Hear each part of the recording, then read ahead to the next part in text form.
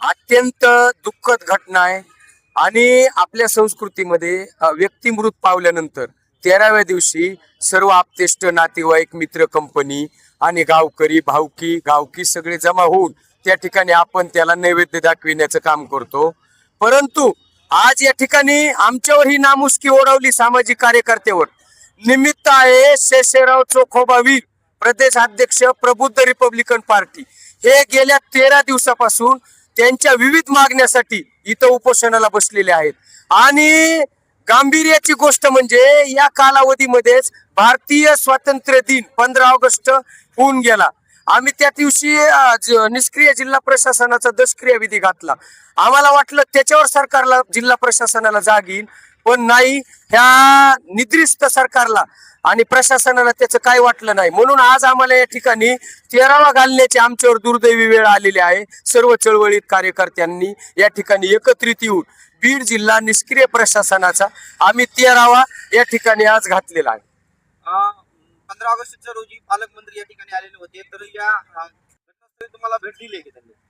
अहो, पालकमंत्री तुम्ही म्हणताय, पालकमंत्री फक्त त्या ठिकाणी डीपीडीसीच्या बैठकी घेण्यासाठी, त्यांचे चेले चपाटे त्यांचे पाठराखण करण्यासाठी आणि मध्यस्थी जे त्यांची दिशाभूल करणारे आणि जे भ्रष्ट अधिकारी आणि जे पदाधिकारी आणि काही कर्मचारी ते आमच्या सर्वसामान्य 95% लोकांच्या गाठी बिटी या पालकमंत्री सुनेत्रा वहिनी साहेबाशी होऊनच देत नाहीत।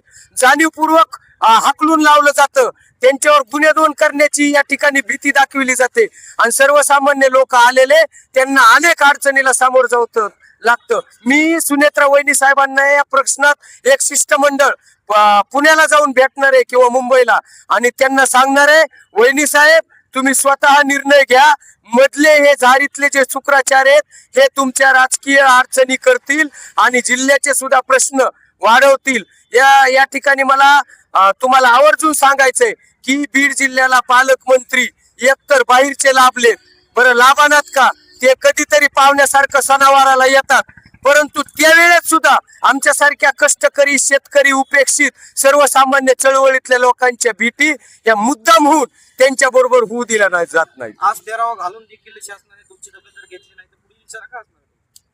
दशक्रिया विधी झाली, आज 13वी, उद्या गोड जेवण घेऊन आम्ही या ठिकाणी जर शेषराव वीर यांनी ज्या मागण्या केल्यात त्याची गांभीर्याने दखल नाही घेतली आणि या जिल्हाधिकारी कार्यालयासमोर जे जत्रेचं स्वरूप आलंय उपोषणकर्त्याचं आणि विविध लोक या ठिकाणी उपोषणाला बसलेले, पलीकड 13 दिवसापासून उपोषण बसलेले गुले कुटुंब या ठिकाणी सुद्धा शेषराव वीर बसले।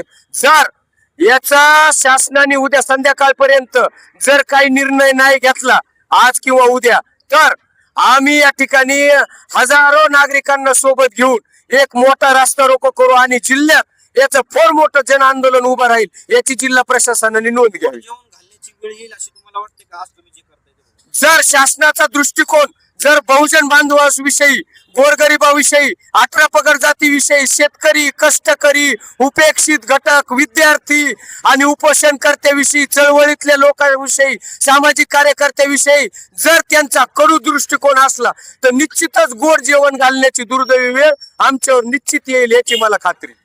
आपल्यासोबत ऑल इंडिया बेहतर सेनेचे नितीनभाई सोनवणे हे देखील आहेत, बघू शकता या ठिकाणी बसलेले आहेत। आपण त्यांना देखील विचारणार आहेत।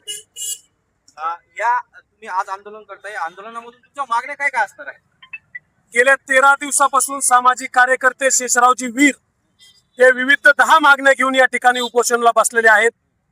त्याच्या पाठीमागे सुद्धा 2 वेळेस मी संघटनेचे सर्व पदाधिकारी कार्यकर्त्यांना सोबत घेऊन या उपोषणाला पाठिंबा दिला होता आणि मी स्वतः कलेक्टरांना फोन सुद्धा केला होता की आज 10 दिवस झालेत आणि उपोषणकर्त्याची तब्येत खालावली आहे, आपण याची तात्काळ दखल घ्याल आणि आंदोलनकर्त्याचा जीव वाचवाल असे आपल्याकडून अपेक्षा करतो। मी स्वतः त्यांच्या ऑफिसला फोन सुद्धा केलेला आहे। मात्र आज 13 दिवस झाले तरी सुद्धा या ठिकाणी जिल्हा प्रशासनाचा कुठलाही अधिकारी येऊन या आंदोलन आणि या मागण्या काय आहेत याची दखल न घेता आंदोलनकर्त्याला मारण्याचं काम या ठिकाणी जिल्हा प्रशासन करत आहे असा माझा ऑल इंडिया पॅन्थर सेनेच्या वतीने थेट आरोप आहे। म्हणूनच आज बीड जिल्ह्यातील सर्व विविध पक्ष संघटना, समविचारी सर्व कार्यकर्ते, पदाधिकारी आणि लोकशाहीला मानणारे हे सर्व इथं उपस्थित बसलेल्या सर्वांच्या वतीने आज 13वा करण्यात आलेला आहे. आणि या 13व्याच्या माध्यमातून उद्या बाळासाहेब मोरे यांनी सांगितल्याप्रमाणे गोडजीवन होईलच, पण त्याच्यानंतर जर यांनी आमच्या आंदोलनाची, लोकशाही मार्गाने केलेल्या 13व्याची आणि गोडजेवणाची जर दखल नाही घेतली तर जिल्हाभरामध्ये रस्ता रोको आंदोलन करून उद्रेक केला जाईल आणि प्रशासन जबाबदार राहील, असं सुद्धा या माध्यमातून मी जाहीर करतो. आज 13वा दिवस आहे. उपोषणकर्त्याच्या जर जीवाचं काही बरं वाईट झालं तर याचं जिम्मेदार कोण असणार आहे? नाही, जर इतक्या जर कळत स्थितीत जर उपोषणकर्त्याचं बरं वाईट होण्याचे जर हे प्रशासन वाट पाहत असेल तर या प्रशासनाला देखील त्यांची खुर्ची टिकवता येणार नाही. राज्य शासनानं आम्ही आम आदमी पार्टीच्या वतीनं कलेक्टरांना बऱ्याच वेळेस आम्ही सूचना दिल्या आणि निवेदनं देखील दिली होती की या ठिकाणी जिल्हाधिकारी कार्यालयासमोर जर कोणाची मागणी घेऊन आपल्याकडं मायबाप आहात, प्रशासन हे मायबाप आहे, जर आपल्या लेकरू जर तुमच्याकडे मागणी घेऊन आलं तर ह्याचा 24 घंटे लईत लई 48 घंट्यामध्ये त्यांना संबंधित विभागाचं पत्र किंवा संबंधित विभागाचं येऊन त्यांनी चर्चा केली पाहिजे आणि त्याची संतुष्ट करून त्याला त्या उपोषणा उठण्यापासून प्रेरित केलं पाहिजे. जर कोणी जर चुकीच्या पद्धतीने उपोषण करत असतील, चुकीच्या पद्धतीने आंदोलन करत असतील आणि प्रशासनाला वेठी धरत असेल तर त्याच्यावरती नियमानुसार लोकशाही मार्गाने त्याच्यावरती देखील कारवाई झाली पाहिजे. परंतु आंदोलनकर्त्याला न्याय 48 घंट्यात भेटला पाहिजे. तरीही प्रशासन आमचं ऐकत नसेल, अशा प्रशासनाला सत्तेवर राहण्याची गरज नाही किंवा राहू नये अशी आमची अपेक्षा आहे. काय वाटतं तुम्हाला न्याय मिळेल का? सर, मुद्दा असा आहे की जेव्हा जिल्हा प्रशासन न्याय देत नाही तेव्हा 15 ऑगस्ट असेल, 26 जानेवारी असेल, तेव्हा पालकमंत्री येणार ध्वजारोहणासाठी आणि ते आंदोलनस्थळी येऊन आंदोलनकर्त्यांचे प्रश्न सोडवणं हा आतापर्यंतचा प्रघात आहे.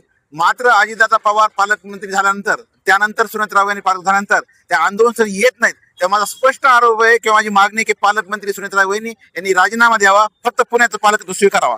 कारण की इतर गोरगरीबचे लोक जे आहेत, जेव्हा त्यांना न्याय मिळत नाही जिल्हा प्रशासन दरबारी, जसं आपण पाहिलं की 13 दिवस या ठिकाणी लोक बसतायत आणि जिल्हा प्रशासनाचा 13वा घालण्याची वेळ येते. त्यामुळं लोक 15 ऑगस्ट असेल, 26 जानेवारी असेल, निदान त्या दिवशी तरी पालकमंत्री आपल्याला भेटतील, आपल्याला न्याय देतील अशी लोकांच्या अपेक्षा असते. मात्र बीडकरांच्या अपेक्षा ही गेल्या वर्ष 1.5 वर्षापासून पुन्हा अपेक्षा ठरलेली आहे. त्यामुळे दुर्दैवानं अजितदादा गेल्यानंतर बीड जिल्ह्याचं जे नुकसान होतं ते भरून काढण्यासाठी किंवा बीडची बारामती करण्यासाठी मी या ठिकाणी आलेले आहे असं सुनेत्राव यांनी जरी म्हटल्या असल्या तरी आजची परिस्थिती पाहता जिल्हा प्रशासन सुधरत नाहीये आणि पालकमंत्री मात्र स्थानिक जे कार्यकर्ते आहेत, नेते आहेत, यांना फोटो काढायला, फोटो सेशन करायला त्यांना वेळ आहे, मात्र सर्वसामान्यांच्या आंदोलनकर्त्यांना भेट द्यायला वेळ नाही. त्यामुळे माझी अशी विनंती आहे पालकमंत्रीताईंना की तुम्ही राजीनामा द्यावा, आमच्या स्थानिक बीड जिल्ह्याचा कोणते पालकमंत्री द्यावा, ज्याला आम्ही सर्वसामान्य माणसं भेटू, आमच्या व्यथा मांडू, आमचं गारण मांडू आणि ते ऐकतील. आपल्यासोबत या ठिकाणी पंचाळताई देखील आहेत. काय सांगताल ताई तुम्ही? आज या ठिकाणी उपोषण होतंय आणि हे उपोषण जे होते ते एक अनोखं उपोषण होते. आतापर्यंत असं उपोषण झालेलंच नाही. आज तुम्ही डायरेक्ट वारंवार शासन दरबारी ज्यावेळेस लोकांच्या मागण्या असतात त्यावेळेस पूर्ण नाही झाल्या तर टोकाचं पाऊल उचलावं लागतं. आणि अशा आंदोलनं, तिरडी आंदोलनं असेल, अशा अनेक आंदोलनं सर्व सामाजिक कार्यकर्त्यांनी केलेले आहेत. परंतु जेव्हा एखादा माणूस समजा त्यांच्या मागण्या घेऊन 13 दिवस बसण्याची वेळ येते, हे खरंच दुर्दैव म्हणावं लागेल. आणि हे प्रशासन जे आहे ते बीड जिल्ह्याच्या पालकमंत्री सुनेत्राताई पवार यांचं मत जे आहे त्यांच्यापर्यंत मागण्या पोहोचू देत नाहीत. आणि जेव्हा कोणी एखादं मागण्या घेऊन जातं तेव्हा पोलीस प्रशासन हे जे आहे ते त्यांना तुमची भेट घालून देऊ असे म्हणतात, परंतु भेटी होत नाहीत. आणि म्हणून कुठंतरी हे अशा वेळी येतात. तर आमचं असं म्हणणं आहे की प्रशासनाने आंदोलनकर्त्याची दखल घेतली पाहिजे, त्यांचे प्रश्न मार्गी लागले पाहिजे आणि लोकांना न्याय दिला पाहिजे. एवढंच. नक्कीच आपल्यासोबत या ठिकाणी जे उपोषणकर्ते आहेत, शेषराव वीर हे देखील आपल्यासोबत आहेत. आपण त्यांच्याकडून देखील जाणून घेणार आहेत की ते किती दिवसापासून या ठिकाणी उपोषणास बसलेले आहेत, आजचा कितवा दिवस आहे, या सर्व गोष्टी आपण त्यांच्याकडून देखील जाणून घेणार. सध्याच्या परिस्थितीत जर पाहायला गेलं तर त्यांची परिस्थिती ही पूर्णपणे डाऊन झालेली देखील आपल्याला दिसून येत आहेत. पण तरी आपण चर्चा करण्याचा एक प्रयत्न करूया त्यांच्याशी. काय सांगताल, आज तुम्ही तुमचा 13वा दिवस आहे आणि या ठिकाणी जर पाहायला गेलं तर काही कार्यकर्ते आहेत, सामाजिक नागरिक देखील आहेत, सामान्य नागरिक देखील या ठिकाणी आलेले आहेत. त्यांच्याकडून सरकाराचा 13वा घातला जातोय. आज मी या ठिकाणी विविध मागण्या घेऊन 13 दिवस जिल्हाधिकारी कार्यालय इथे आंदोलन करीत आहे. आतापर्यंत जिल्हाधिकारी साहेबांनी कुठल्या प्रतिनिधीला पाठवलं नाही, आता ते पण आलेले नाहीत.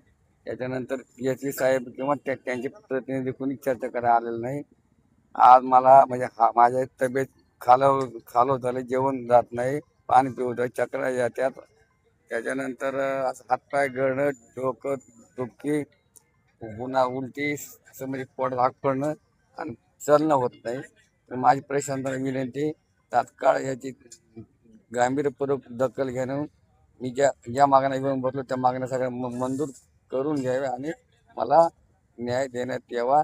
नसता उद्याच्याला मी जिल्हाधिकारी कार्यालयासमोर आत्मदहन करण्याचा इशारा देतो.